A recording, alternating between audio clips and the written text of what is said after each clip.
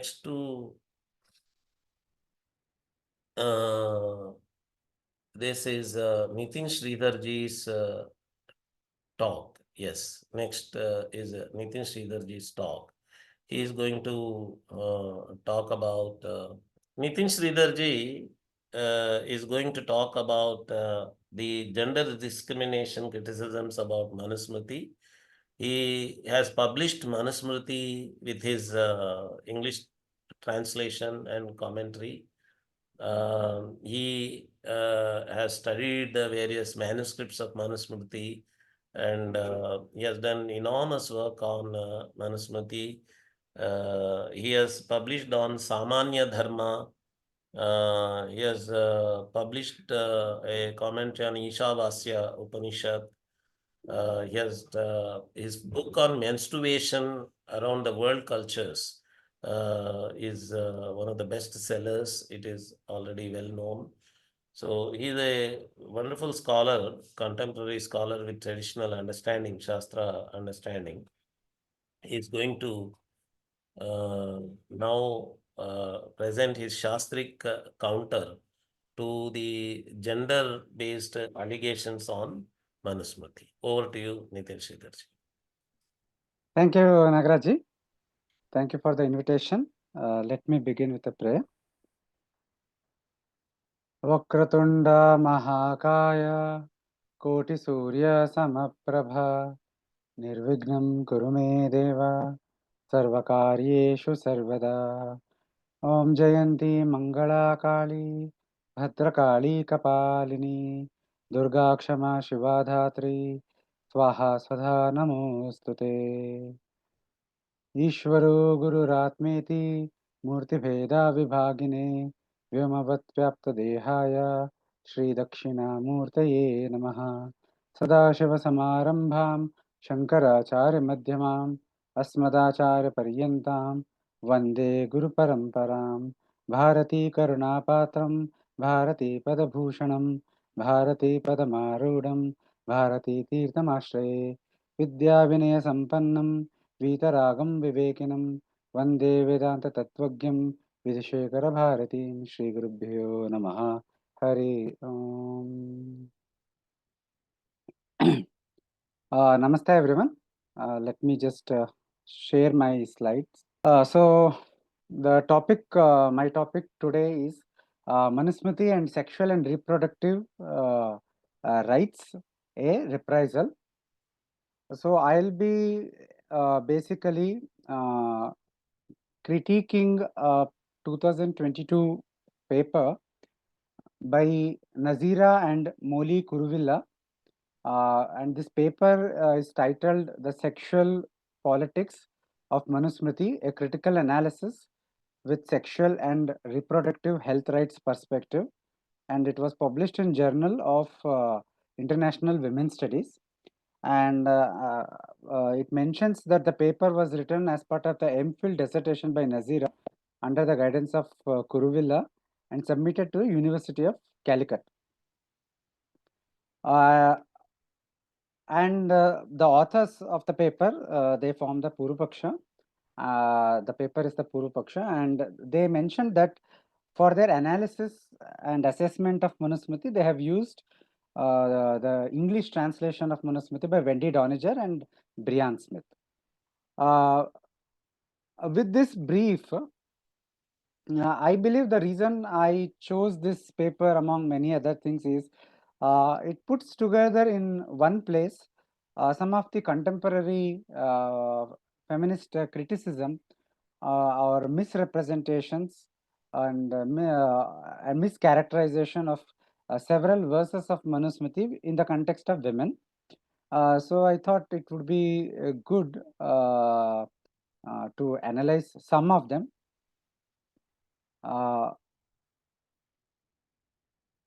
Just a brief about the paper. We won't be able to look into everything mentioned in the paper. But basically their argument is that Manusmriti violates several of the SRH, that is sexual and reproductive health rights. Several of these rights Manusmriti violates is their argument. and they substantiate it, or they claim to substantiate it uh, by reference to particular verses of Manusmriti, and they do it under the 7 headings, the 7 rights which they believe Manusmriti violates.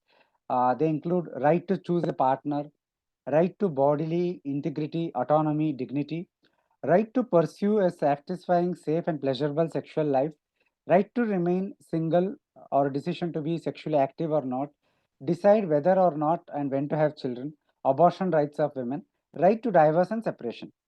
Now, even a very simple reading of these rights, it is very obvious that some of these so-called rights, they do not confirm, they violate the dharmic perspective on many of these issues.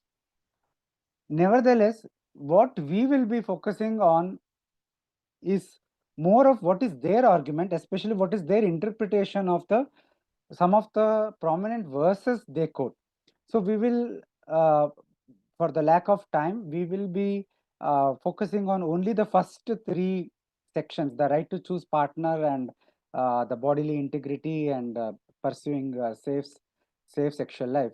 So we'll be only focusing on 3 sections, and some of the verses that they quote from this section, we will discuss these verses and see whether their arguments have any basis, whether their assertions and interpretations stand scrutiny. So the method followed in this presentation is quite simple. Uh, First, we will quote the particular verse cited in the paper, and then we will briefly see the Purva Paksha's interpretation of the verse. I will highlight very few sentences taken from the paper as it is, to understand the to highlight the Purva Paksha position, and then finally there will be a brief examination of their position, of their argument, and a response to it, whether it has any weightage or not. While the Purva Paksha authors have used Wendy Donager's translation, in my presentation, in every slide at the top, I'll be giving the verse, translation of the verse, but I have used Ganganath Jha's translation from his work Manusmriti in 10 volumes with Manubhashya of Medhatiti. While there will always be problems with all translations, I have found Ganganath Ji's translation to be the uh, most suitable, most accurately representing the essence of the meaning compared to other translations, and also it is more easily available. Um, so this will be the brief uh, format we'll be looking into, and we'll be studying some 8 case studies. So 8 arguments, 8 parts we will be looking into today. Under the first heading, the right to choose a partner, the Purva Paksha authors discuss many verses of Manusmriti, such as from chapter 2nd, 67th verse. They quote from chapter 3rd, chapter 9th, chapter 8, and few other verses also. We will be looking at some of them, not all of them. Uh,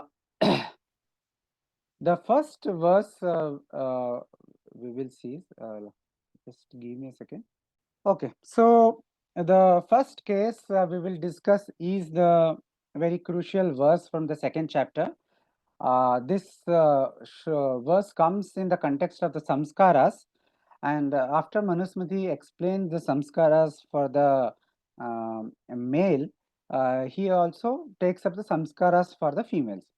And in this context, there is a very important verse, which is this verse number 67, which gives a ruling that for women, the Vivaha Samskara, the rites of the marriage, Vivaha Samskara, itself has been ordained as the Vaidika Samskara. Here, Vaidika Samskara refers to Upanayana Samskara as per the commentators.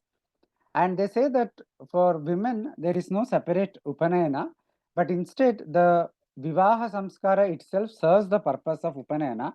How it serves the purpose? It serves the purpose in the sense that just like Upanayana gives adhikara for the men to perform Vaidika karma, the Vivaha Samskara also serves the purpose like that. And more importantly, the verse itself says, since the Vivaha itself is like the Upanayana for women, then the Sushrusha, the service to the husbands, takes the place of the Gurukula Vasa. That is, the husband is to be treated as a teacher, is to be treated as a guru. He takes up the place of the guru for the wife, and therefore, service to the husband is equivalent to service to the guru that a brahmachari, male brahmachari, does in a Gurukula. Similarly, household activities, household responsibilities tending to that is equivalent to Agnikarya, the Samvidhanam and other things that a brahmachari is supposed to do. So this is what the Manusmriti stipulates. Why the Purvapaksha state uses this verse in the context of the violation of rights to choose one's partner, and its authors make a note that this equivalence between Upanayana and Vivaha implies that marriage is the only road for women to redemption and salvation. So it is compulsory for a religious woman to get married, whereby women are denied the choice to remain single or not. Now, for a moment, we can ignore the terms, loaded terms, redemption and salvation. I mean, these both have a lot of baggage, ideological baggage, having its roots in Christian theology. We do not speak of redemption per se. We have, of course, the notion of prayashchitta. When there is a adharma happened, you purify yourself through prayashchitta, but we do not have the baggage of redemption. Likewise, salvation, I think they want to refer it to our concept of moksha by it. Be that as it may, we will not go there. We will focus on the other elements. So the Purvapaksha argument is basically simply this, that uh, equating Upanayana, Vivaha and Upanayana implies that for the spiritual Adhyatmic pursuit or Adhyatmic elevation, the only path available for women is a marriage. Therefore, any religious women, that is anybody who subscribes to this Vaidika worldview, in such women, the marriage is the only path available to them, so they do not have a choice to remain single. So therefore, there is a violation of the SRH right that anybody can choose a partner. So I mean, anybody can choose whether to marry or not. So that is a sub right under that. So they say it is the violation of this right. But the tone, I mean, the very tone of the paper throughout is quite problematic. It is quite hostile. It is not done with a sense of inquiry, but rather done with a sense of condemning a text. So you will see at least I found the tone to be problematic, as if designating marriage as some kind of a criminal act and women being forced to it. Be that as it may, the Purvapaksha's characterization of marriage is problematic at many levels. First, it ignores the fact that for Manu and as for all the Dharma Shastra, uh, Vivaha is a samskara, and as a samskara, it purifies and sanctifies an individual. And in this case, it does so for both males and females. It is not something only unique to males. Therefore, this being the case, the purpose, the Manusmriti explicitly notes in verses such as in the second chapter itself, verse 26, 66, etc., that the purpose of a samskara is to purify the body, purify the mind, purify an individual, and sanctify the individual, as the word samskara itself means. So, this being the case, if we have to use the term compulsory, then it can be only in a limited sense that those who have desire for such such purification and sanctification must employ the said method. Like in the case of the Vedic stipulation, Sarga kama yajeta. If you desire to attain heaven, then you have to do the yajna. So there also the compulsion is that only when you desire that fruit, you have to adopt the means to attain the fruit. Similarly is the case here. A sculptor who want to carve out a murti from a stone, he has to take the necessary steps. He has to procure the proper stone. He has to carve it out in a using proper tools in a proper manner. Only then the final result is there. If he does not want to do it, then there is no compulsion on him to do it, right? Secondly, their assertion that the simple equivalence between Upanayana and Vivaha, or saying that Vivaha serves the purpose of Upanayana in the case of women, implies that marriage is the only road for salvation, is not true. What is true, what Manusmriti definitely says, clearly says, such as in in 5th chapter, verse 153 and many other places, in 5th chapter it has a detailed discussion on Sri Dharma. There what Manusmriti definitely says is that Pativrata Dharma, which is also called as Sri Dharma, is the supreme path available for women. It is the primary path available for women. It is the Vishesha Marga, it is the Pradhana Marga, through which women can attain Abhyudaya Nishreyasa, overall well-being, both in this world as well as Swarga, Moksha, everything. So it does, Manusmriti does definitely say that Pativrata Dharma, the Vivaha, which entitles them, which gives them Adhikara to practice this Pativrata Dharma, is the most beneficial, most primary path and most easiest path for them as far as their dharmic and adhyatmic well-being, Abhyudaya Nishreyasa, is concerned. However, this in itself does not imply that all the doors of dharma and adhyatma are closed for women who do not choose the path of vivaha. There is absolutely nothing to hint in the verse, in this verse itself, that it is hinting that all doors of dharma and adhyatma are closed for women who do not choose or who are unable to get married for various reasons. It could be many reasons. Rather, we find evidence to the contrary, that alternative paths for women have been enunciated or indicated or hinted at within Manusmriti itself.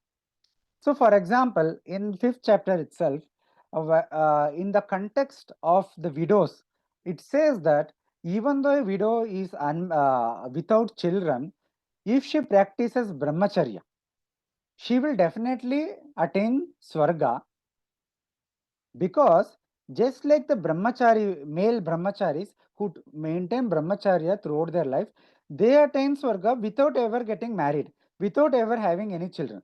Like them, the widows also attain swarga through brahmacharya itself. So what that verse very, very clearly brings out is the power of brahmacharya, is the importance of brahmacharya. And this applies to women who may want to practice brahmacharya and do not want to get married, who may also have developed vairagya at a young age and do not want to get married but practice brahmacharya throughout their life. So while the vivaha is indeed the pradhana marga, but if there is a vairagya, then practicing brahmacharya for women is also not completely, it is also, that door is also available for women. In fact, in Jivan Mukti Viveka of Vidyaranya Swami, it speaks about certain type of sannyasa that women can also take. It is not the danda sannyasa, but a certain type of sannyasa if they have vairagya. So this shows that the path of practicing brahmacharya while remaining unmarried is definitely open to women. More importantly, there is another interesting and very important verse in Manusmriti, and this occurs in chapter 10, verse 63, and it says that ahimsa satyamasteyam shaucham indriya nigraham Esham samasika dharma. See, all this ahimsa, satya, asteya, shaucha, indriya nagra, that is speaking truth, practicing non-injury, not appropriating what does not belong to one, purity, control of our mind and sense organs. All this have been declared as by Manu as a sum and substance of duty for all women. That is, it is the samanya dharma for all people, irrespective of gender, ethnicity, no restriction, it's for all people. So that means that here, even those women who neither marry nor practice brahmacharya, even they are not excluded from dharma, because even for them there is a path of dharma, and that path is samanya dharma. And among the tenets of samanya dharma is not just ahimsa, satyam, asteyam. We find from other texts such as Srimad Bhagavatam and many other texts that bhakti is also included. Bhakti is also a samanya dharma. In the yoga, yamani yama, we have Ishvara pranidhana, right? That is also bhakti. So, living an ethical life and practicing bhakti and other modes of spiritual practice are available for everyone, including women, irrespective of any other context. So, you see, within this very short discussion, it is very obvious that while Vivaha Samskara, Vivaha and Grihastha Dharma has been posited by Manusmriti, has been advocated by Manusmriti as a superior choice for women, as the Pradhana Marga, as the Vishesha Marga available for women for attaining Abhyudaya and Nishresa. But that is not the only choice. They can choose, if they have Vairagya, they can choose to practice Brahmacharya, which is also a very superior path. It is also a very elevated path. But if they are even unable to do that, if their conditions are such that neither marriage nor brahmacharya is possible, even then, within their limited means, they can pursue dharmic life through practice of samanya dharma and bhakti and other things. So the doors of dharma are closed for nobody. And Manusmriti does not deny, as the Purvapaksha allegation says, that Manusmriti denies women a choice to remain single or not. It is not so. In fact, a deeper issue here is there with regard to our understanding of the Dharma Shastra or the Vidhi Nishedas of Dharma Shastra. It is important to understand that the purpose of Vidhi and Nisheda is to teach us the karma and karma phala relationship. You do this action, it leads to this consequence. You don't do this action, it leads to this consequence. It reveals knowledge like a sun, but it cannot force us to do anything. This point is highlighted by even Shankaracharya in his Bhashya, that the purpose of the Shastra is as a pramana. It is revealing knowledge. It is giving us authentic knowledge, valid knowledge. But the decision remains with us nevertheless. So without disgracing, there is no basis for the Purvapaksha argument that the verse 2.67 equating Upanayana, Vivaha with Upanayana for women is somehow making it marriage as the only road for redemption and salvation. It is not so. There are doors of dharma is not closed for anybody. There is a path of dharma, one or the other formulation of dharma available for all people, all women, all men, everybody, whether you are married, you are not married, whether you practice brahmacharya or you are not practicing brahmacharya. The phala of each path will be unique also, though ultimately all of them lead to Abhyudaya Nishrayasa. The phala will be different, the path will be different, but everybody has a path for them, a point even highlighted by Sringeri Jagadguru Shri Vidhushekara Bharatigal in his one of his recent talk, that doors of dharma are available for everybody. Moving on, I guess I am taking a lot of time. I should quicken a bit. The second case is a verse from third chapter. It is about in the context of the discussion of 8 forms of marriage discussed in the Dharma Shastra text, and some of which are recognized as valid. So, when the text gives a definition of the Brahma type of marriage in 27th verse of chapter 3, which says, when one invites a father invites a man endowed with learning and character and gives away his daughter in marriage after having dressed and worshipped them, this is called as a Brahma form of marriage. Now, what the Purva Paksha authors do is they cite this verse and say they ignore the fact that this is only a definition of Brahma marriage, but still they take it as a general definition and say, in marriage, women's preferences or desires are not considered at all. It is the father's interests and choices that determine future groom for a girl. So what they're basically doing is that, excuse me, arguing that for Manusmriti, women's preferences, choices, desires, their comfortability, as far as marriage is concerned, it has zero value. It's the parents who do as they please, whims and fancies, and that is the idea of Manu. Now we know that on the ground there might be many cases where many daughters or sons have been forced into marriage. That is a very different thing. But the question is whether such coerced marriage is in according to Shastra, is legitimatized by Shastra, or is it justified Shastra? So the Purva Paksha position is that it is justified. The Manusmriti propagates such a view, is what the Purva Paksha is saying.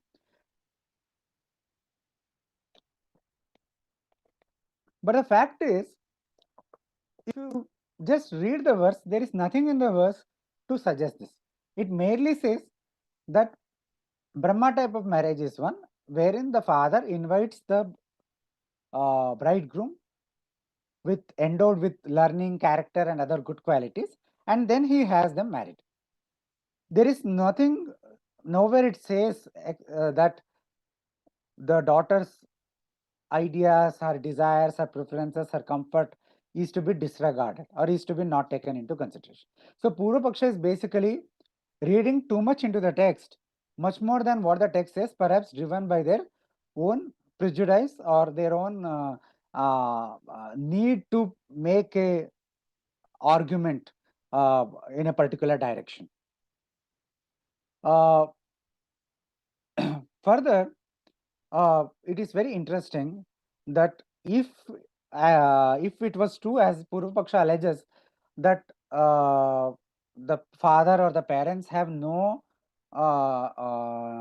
interest to cater to the girl's preferences or desires, it means that the parents have no interest for the well-being of the child, right? If that were the case, why would Manu say that marry her to a person with learning and character? Why would in another place Manu says that it is better to not marry your daughter than to marry her to a person who does not deserve her, who does not match up to her, who does not have good character, good learning, etc. Right? Manusmriti explicitly says this in another context. So this allegation, so the question is, if, as the Manusmriti says, that the father has to keep in mind the well-being of the daughter, therefore only that is why it is saying that she should be married to a well-endowed, well-learned, well-charactered person. That means, how can such a well-being of a daughter be ensured without taking daughter into the confidence, without understanding her wishes and desires, right? It is simply impossible. So this itself shows the Purva Paksha interpretation is problematic. Further, in the same discussion, we have another form of marriage, which is Gandharva Vivaha, or put it simply as love marriage, which shows that from a Dharma Shastra perspective, marriage between an adult man and a woman out of love, marriage which is driven out of karma, is also perfectly legitimate. It is not considered as illegitimate form of marriage. However, though Brahma type of marriage or considered as a superior type of marriage, but Gandharva is considered as a Samanya type. It is applicable to everybody. Everybody can opt for it. It is not prohibited for anybody. So this shows that there is no basis to the Purvapaksha assertion that in marriage, women's preferences or desires are not considered. The wishes and well-being of the daughter is already implicit in the verse under discussion, because it is saying that the bridegroom selected should be well-learned, well-charactered. Therefore, the well-being of the daughter is at the center of the concern for the parents. And that concern cannot be genuine, cannot be wholesome without the recognizing the preferences and desires and the taking the daughter into confidence. If anything, we can simply say that Manusmriti recognizes that desires cannot be the only basis for choosing a husband. Other factors such as character, learning, compatibility, and overall well-being of the women also to be taken into consideration. Therefore, desire cannot be the only factor. So this is the Shastric position on the matter. That desire cannot be the only criteria. But the Purvapaksha assertion that in marriage women's preferences and desires are completely disregarded is completely without any basis. Moving forward, the case 3 is another verse. This verse is from 9th chapter. Basically this verse says that the context is that if the father, it speaks about how early as 8-year girl can be married. This is from a Shastriya perspective about the age for the women's marriage should be similar to age for Upanayana. So in that context, 8 years is mentioned as earliest marriageable age. But then it also says that at least within 3 years from the puberty of the woman, the parents should marry her, should find a suitable bridegroom for her. And then the verse says that having reached puberty and girl has to wait for another 3 years, and if by that time her parents do not fix a marriage with a proper person, after that time, then the woman is free to choose a suitable husband. Then she can find a suitable husband for herself and get married. Now, this verse is actually a very important evidence that establishes how Manusmriti does not disregard women's wishes and choices in terms of marriage. However, while authors of the Purvapaksha authors conceding that this does give some, this does give evidence towards the same, they still try to discard it, try to kind of disregard it by saying that instead of they take an objection by saying that instead of permitting the women to exercise their desires and choices, the logic behind granting such rights is that women shall not remain unmarried. So now their objection in when this verse comes is that it is not saying that women can choose a suitable husband after she becomes adult, because it is allowing them to exercise their desires and choices, but because of their concern that women should not remain unmarried. Now, this is a very flimsy kind of argument, to say the least.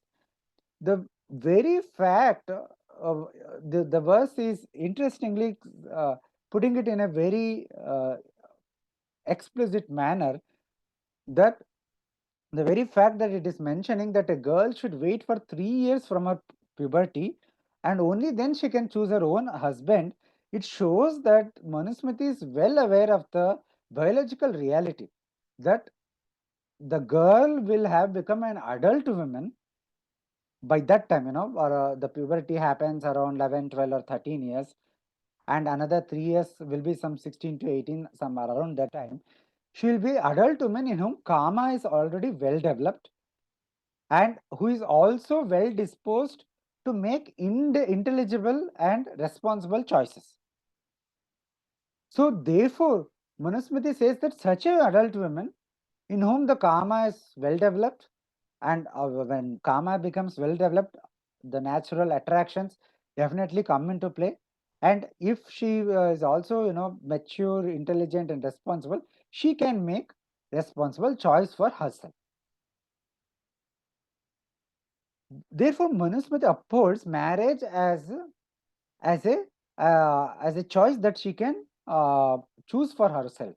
The problem with what is actually the problem for the Purupaksha is that their objection is actually that Manusmriti upholds marriage as the solution to uh, the development of karma, as against the contemporary glorification of unrestrained pursuit of sexual pleasure in the name of freedom.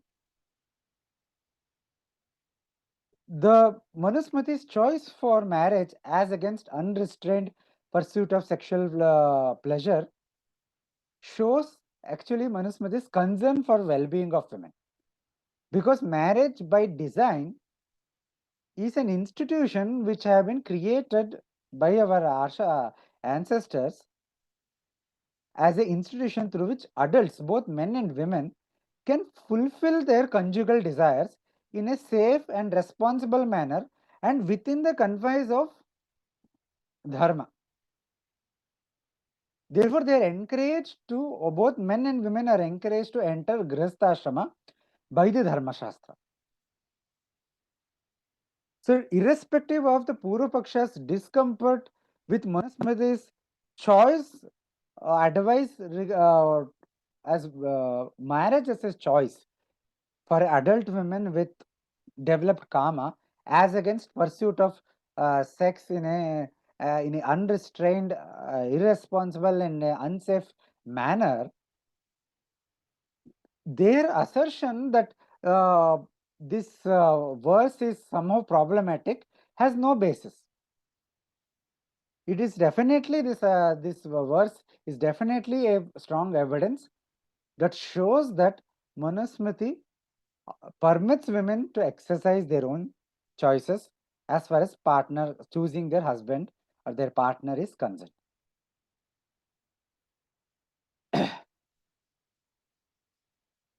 Case 4 is another verse from 3rd chapter.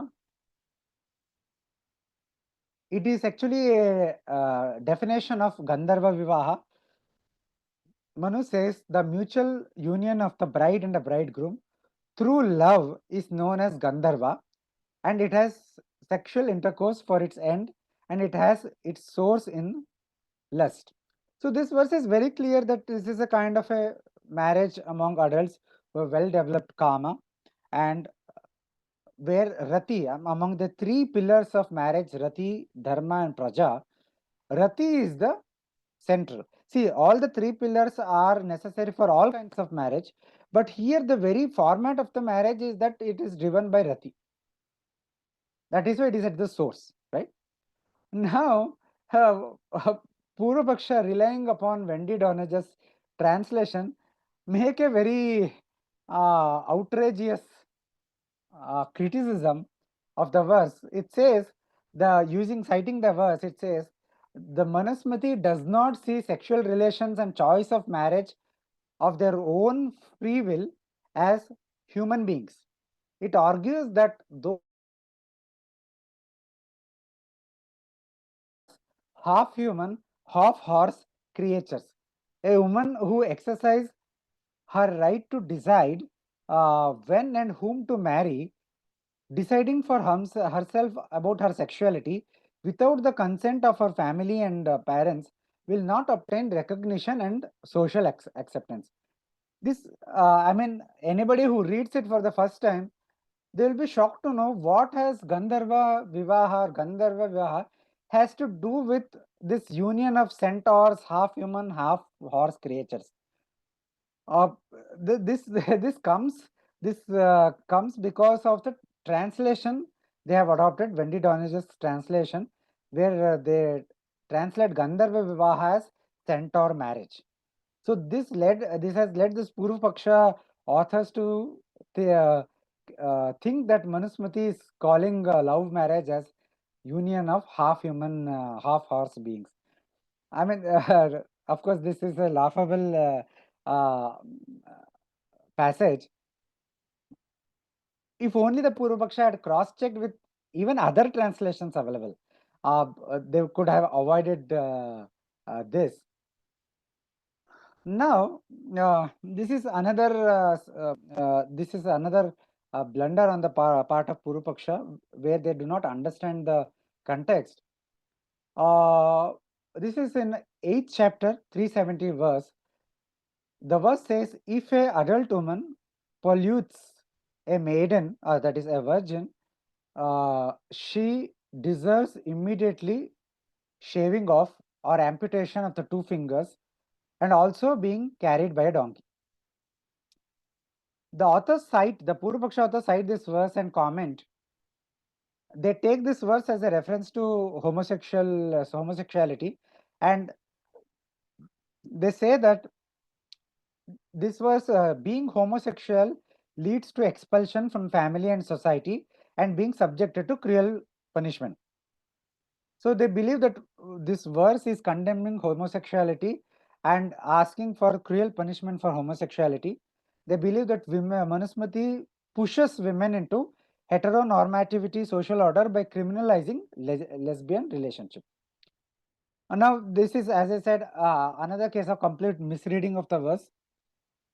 The context of the verse has nothing to do with homosexual relationship per se, but it appears in the 8th chapter, which is about Vyavahara, that is about civil and criminal laws, and the discussion is actually about adharmic actions, crimes such as adultery, rape, etc. And it is in this context, it is speaking about rape of a minor woman by a adult woman. The verse uses for adult women, the verse uses the term Stri, and the commentators note that the term Stri here refers to adult women, So here it is a rape of a minor by an adult woman. The punishment is prescribed for this crime, not for homosexual relationship. Therefore, the conclusions of the Purva Paksha does not follow from the verse itself. We know from other sources, that the homosexuals, the transgenders, etc., they were not harassed as far as Hindu society is concerned.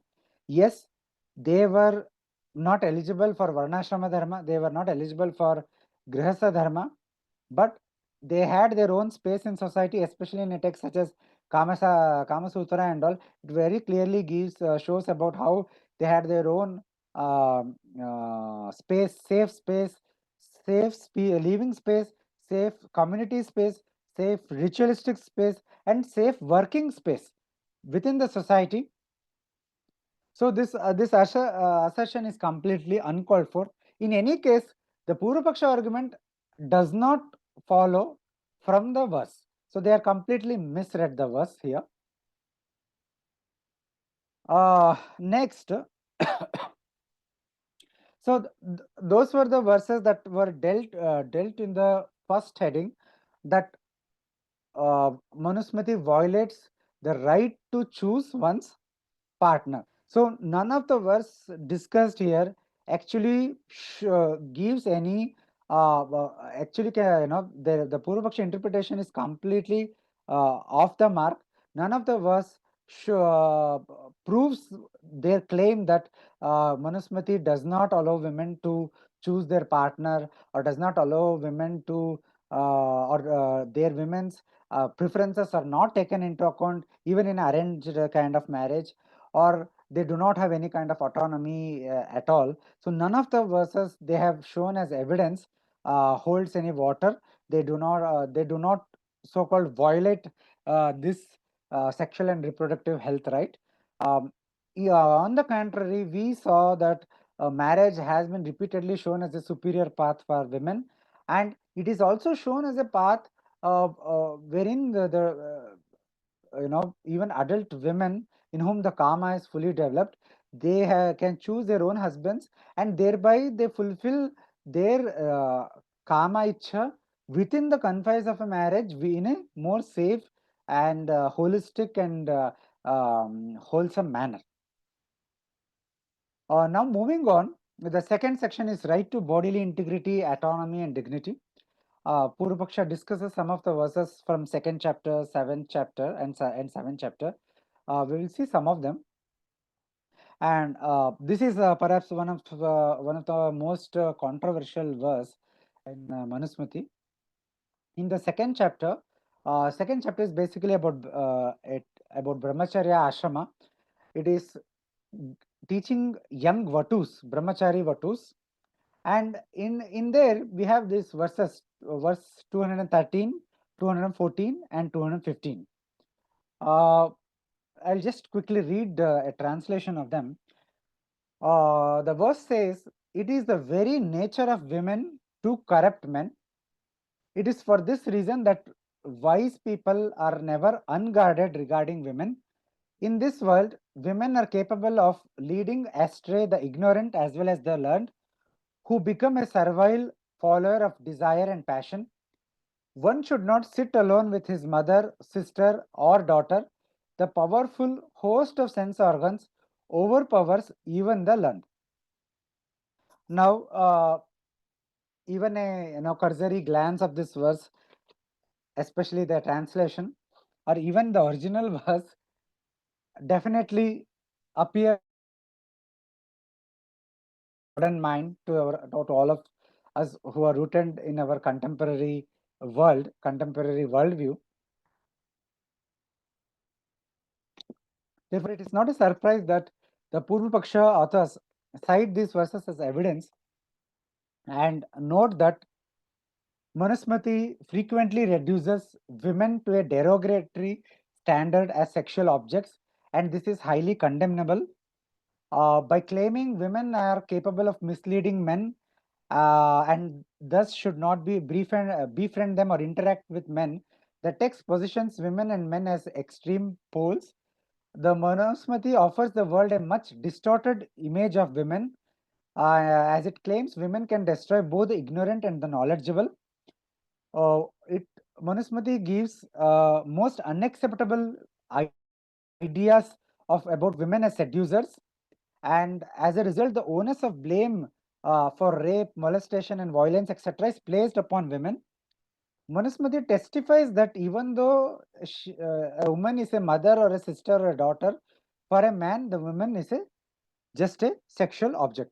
Now, this is a very, very strong criticism, a very, very damning criticism, and even those of us who just read it at a surface level, we may think that it is true, because I have discussed this with many times with many people, and the moment they hear the just a single sentence, the nature of the women is to corrupt men, they jump on this.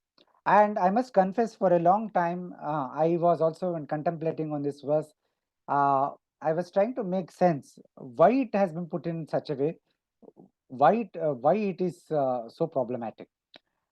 But as with many other such criticism, the fact is only the superficial reading, only a surface level reading of Manusmriti, without understanding the context or the unique formulation of language, leads to this kind of interpretation.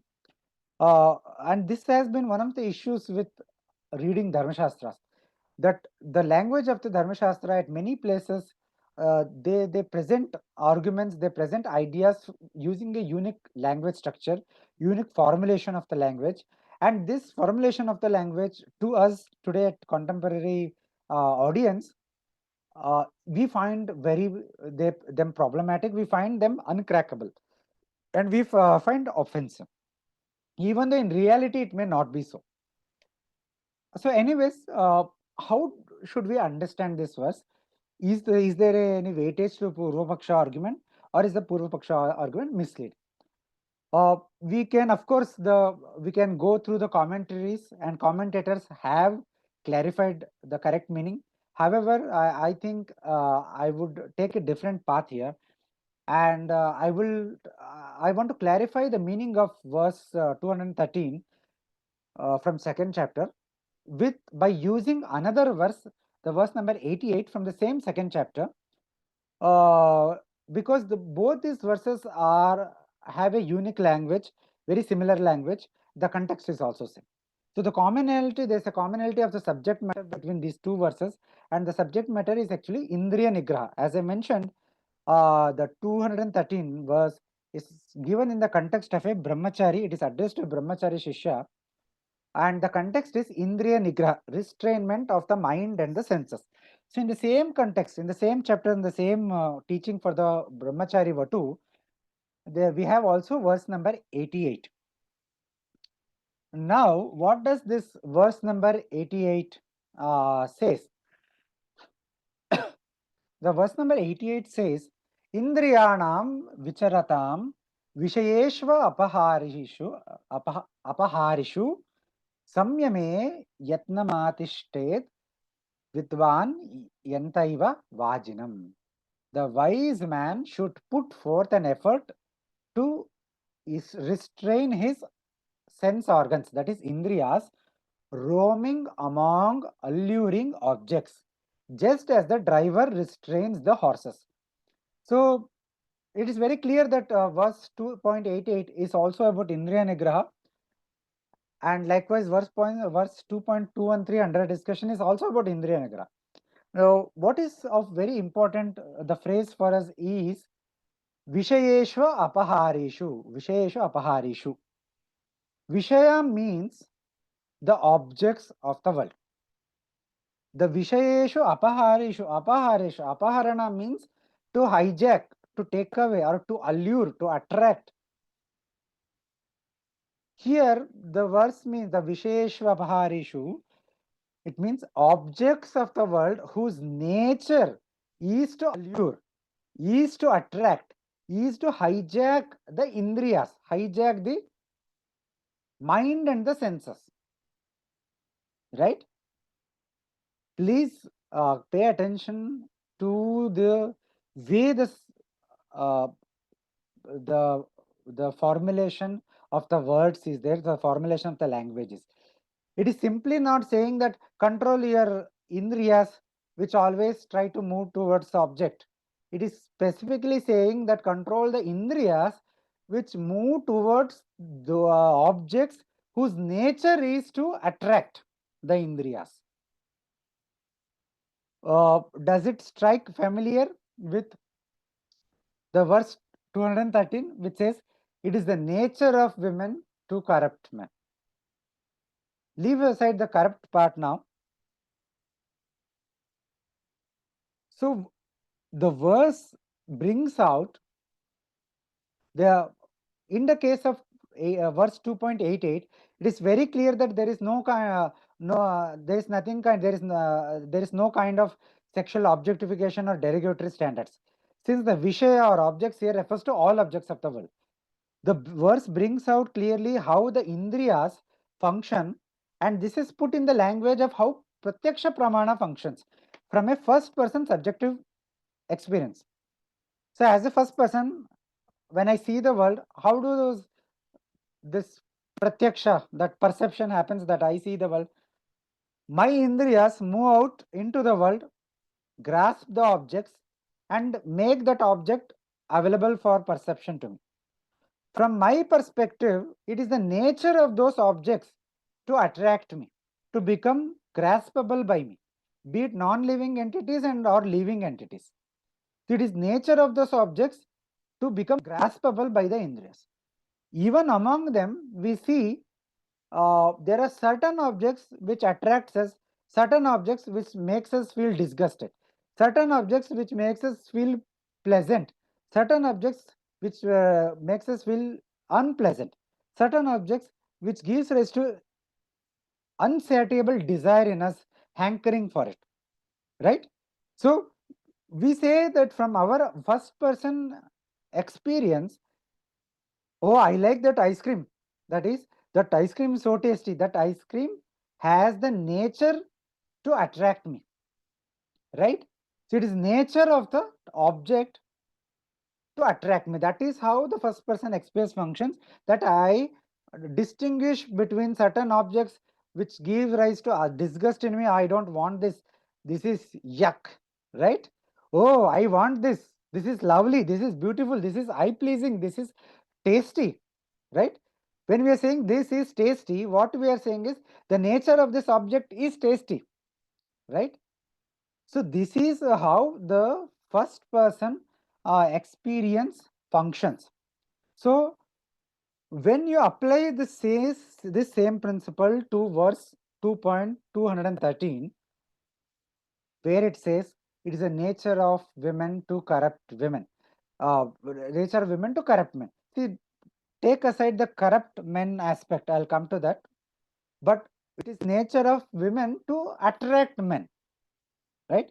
So this is a fact from a first person male perspective, that from a male person's first person perspective, women appear as extremely desirable.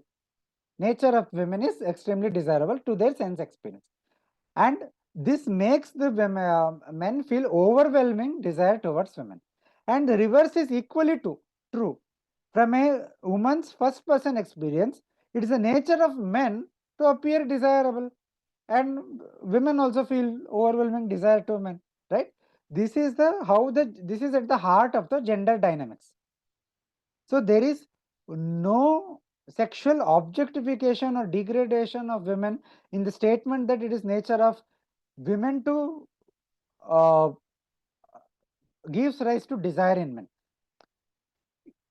While our first commonsensical reaction when we read this statement is that it is very problematic, it is offensive in our common language, yes, but here the language use is not common. It is from a it is giving a particular knowledge, it is giving a particular teaching. There is a purpose here. The purpose is clarified by the context. The context, as I mentioned, is teaching to the brahmacharya, the young Vatu brahmacharis who are in brahmacharya ashrama and who are just developed kama and who are trying to, deal with their hormones, so to speak. The teacher teaches them the importance of indriya nigraha, importance to control one's desires and impulses, and the chief desire being sexual desire. The teacher is teaching them by explaining to them using their own first person experience of the world. Teacher is helping them. The verse is not blaming women for rape, etc. No, rather the purpose is teaching young boys to understand their own psychology of sexual desire and how this first person experience is happening, the roots of such sexual desire in thought, speech, and action, so that they restrain it and they don't misbehave with other gender in any manner.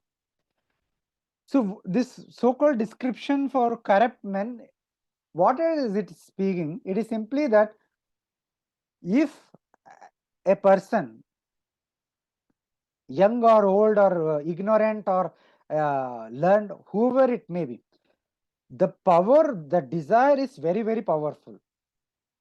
Throughout Hindu tradition, this is again and repeated that the desire is very, very powerful. It is single most power that can uh, continuously go out of control. And when it goes out of control, it leads to all kinds of problems. Like if you do not control your sexual desire, then you might end up committing rape. You might end up committing harassing women. You might end up being a pervert. Similarly, if you don't control your desire to eat food, if you eat too much food, then you will end up with health issues, with stomach related issues, with digestion related issues, right? So the point is, the corrupt men is again from this first person aspect. If for example, take the ice cream, the nature of the ice cream is that it feels very, very tasty, and my indriyas are continuously thinking about ice cream, going towards ice cream. Now, if I don't control my indriya, then what will happen? I am continuously eating, and that will lead to a lot of problems. So the nature of this object, ice cream, is such that if our impulses are not controlled, then it can lead me to eating lot of ice cream and falling ill.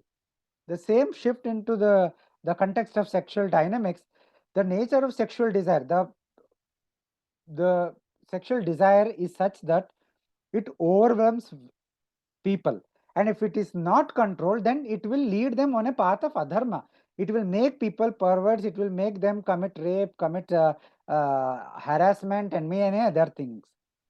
So the verse is not blaming women at all, as it may appear in the first instance, but rather it is teaching brahmachari vatus from the context of their own first person experience about the psychology of sexual desire and how to overcome it. This is not obvious when you read translation. It is not obvious even when you simply read even in the Sanskrit verse at a surface level. It becomes only obvious when you read and reflect upon deeper manner, and especially the verse 2.88, wherein there is no sexual connotation. The correct meaning of verse 213 becomes obvious. I hope this is a difficult verse to explain. I hope I have made justice to it, simplifying it. And I have two more cases before concluding. The case 7, it's 2 verses from 7th chapter, which is about king's duties. In this context, the Nithin Manusmriti says, avare, yes, Nagaraj avare, you are is it time? saying you have two more cases, Yeah, but I think we have to wind up. okay. Let me just take out one more case then, and we will wind up. This is an important one. Yeah, I just want with to a very take it. short, a very quick conclusion, Yes, probably. I'll Yeah. just take for 3-4 minutes, 5 minutes max. Yeah. Okay. So we will skip one here. Just briefly, here again there is a misunderstanding about king's. This case 7 was about king's duties and how he should control his regimen, but the Puru Paksha has taken it something else which has no basis in their verse. I will skip that and I'll go to the last final case, which is from the 9th chapter and 5th chapter. Two very important verses. In the 9th chapter, Manu says, if the wife disregards her husband who is mad, intoxicated, afflicted with a disease, then she should be deprived of ornaments, etc., and can be abandoned for 3 months. And in the 5th chapter, on the other hand, Manu says, be the if whether husband is ill-mannered or licentious in habits or destitute of good qualities, the husband should always be attended upon like a god by the wife who is a sadhvi. So now this obviously appears kind of contradictory, and Purvapaksha makes some strong comments on Manusmriti. The Purvapaksha says on that the Manusmriti allows husbands to deny sex and to women who insult them. However, a wife is never permitted to deny anything to a husband, but instead to fully be loyal to him all the times. The second comment is, women are advised to serve the husband even when he is violent and abusive. In other words, it is granting the rights for the men to harass and abuse women in marriage and domestic life. Even the fundamental human rights to sexual life without coercion is denied to women. So this is a very, very damaging comment, if it is true, that Manusmriti advocates violence and domestic violence and harassment of the wives. But replying to the first comment, the Purvapaksha argument that women do not have privilege to deny anything to their husbands is not actually true, because we find evidence elsewhere.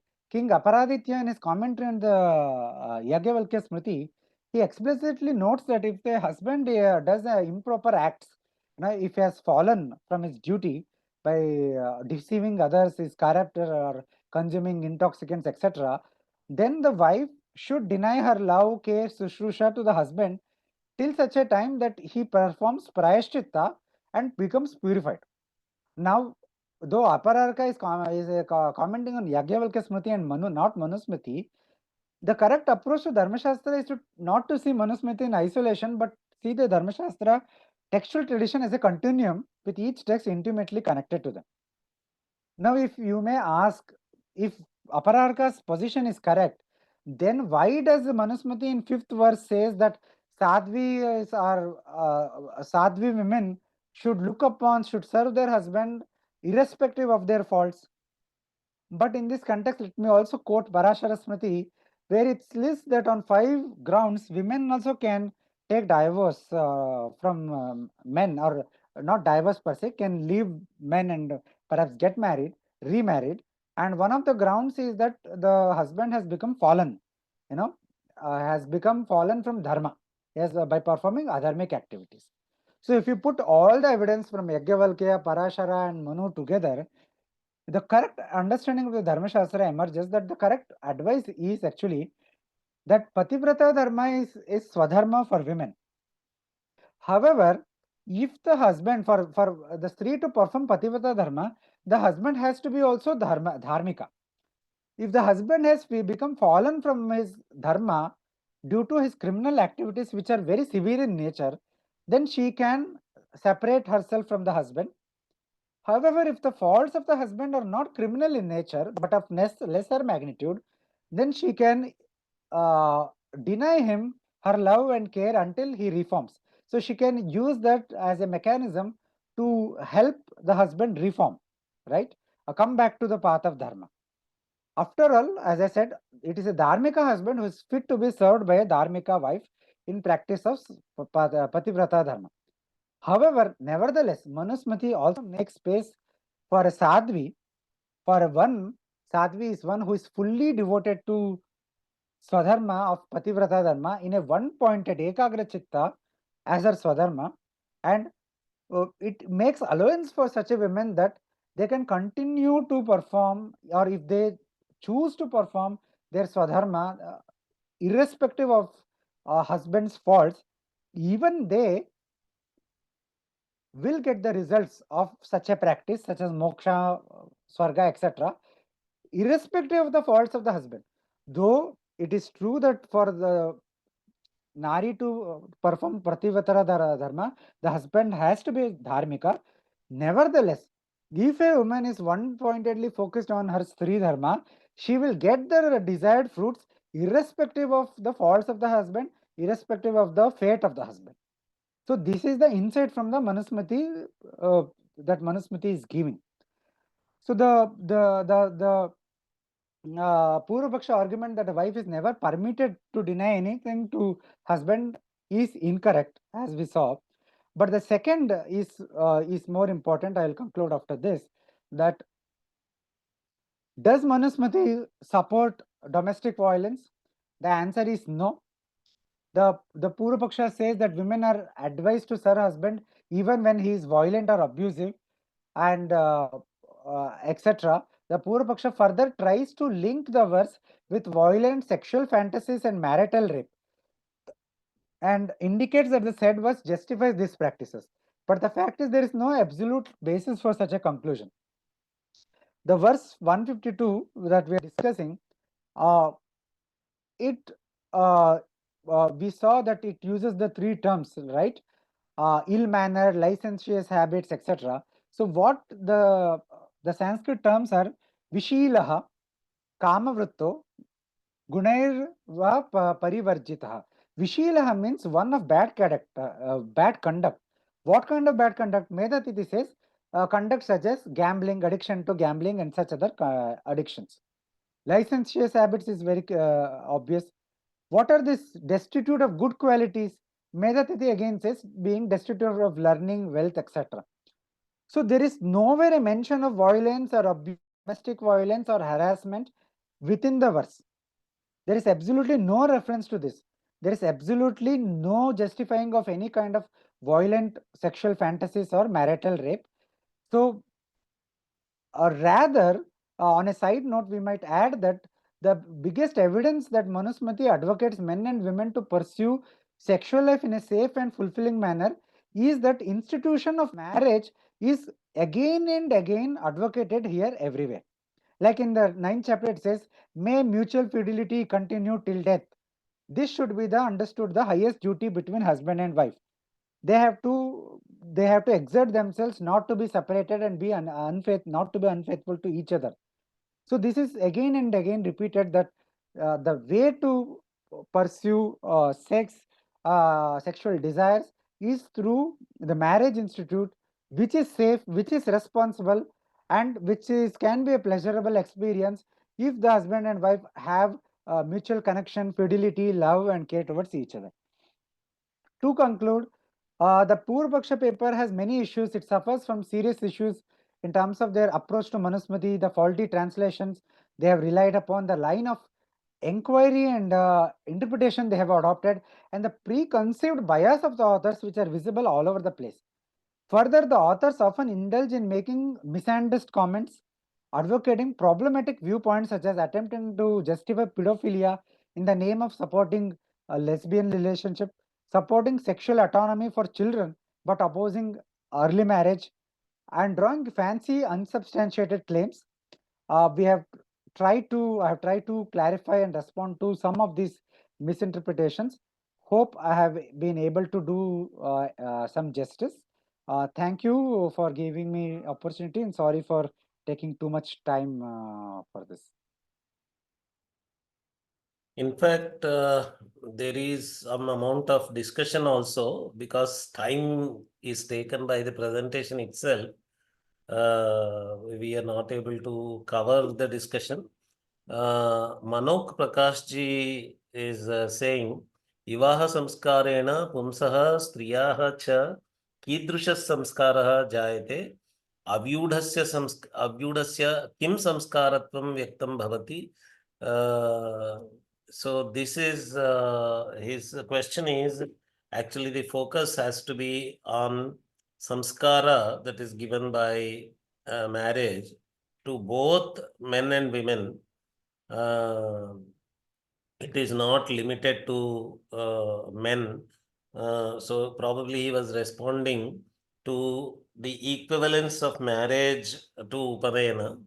Then what samskara is coming to woman at that time if she is getting married, and men also are getting that samskara.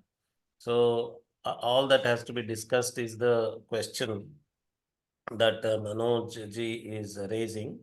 And another question is by Srinidhi V.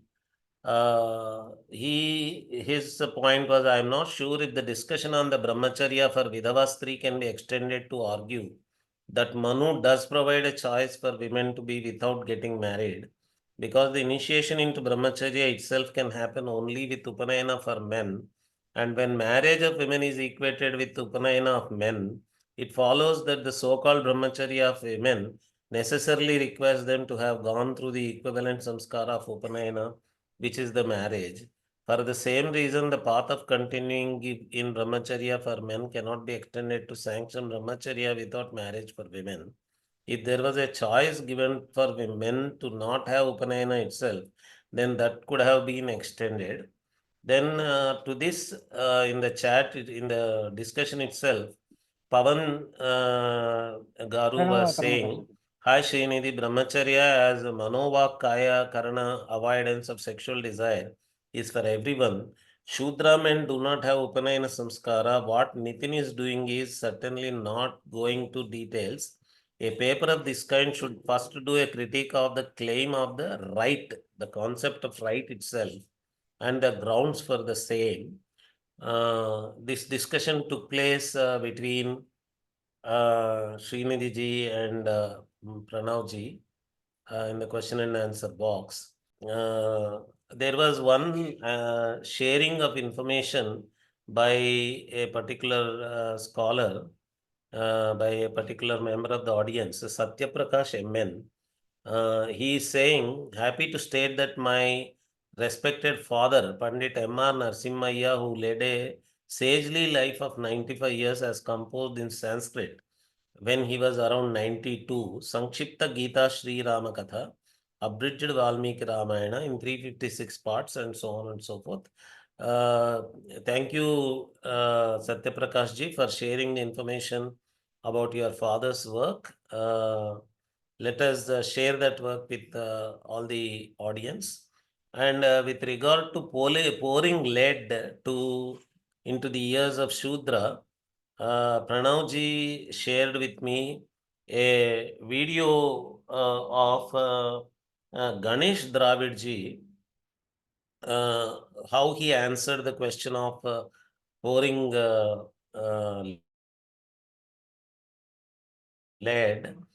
His answer, Ganesh Dravidji's answer, seems to be that actually that is just metaphorical, only as a message with regard to specific occupations to specific varnas or jatis. So even today in villages, if a jati for which there is a certain occupation performs the occupation of the other jati, it is strictly prohibited, and punishments are given by the village panchayat. So what Ganesh Dravidji is arguing is that Brahmins have the hereditary occupation of reciting Veda as part of the other things, Swadhyaya, Yajna, and other things. So every occupational right is a right there, which means that it cannot be violated by others. So just to communicate that this right which is there for the Brahmins should not be violated by the others, this kind of metaphorical message is given. That does not mean that it actually happened.